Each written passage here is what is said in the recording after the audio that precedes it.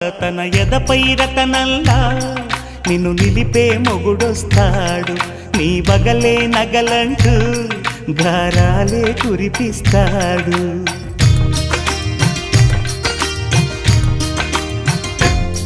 తన ఇంటికి కళ్ళ తెచ్చే మహాలక్ష్మిగా పూజిస్తాడు, తన కంటికి వెలుగిచ్చే మణిదీపం నీవంటాడు. ఈ పుత్తడి బొమ్మ మెత్తని పాదం మోపిన ప్రతి చోట నిధి నిక్షేపాలు నిద్దురలేచి ఎదురొచ్చేనంట.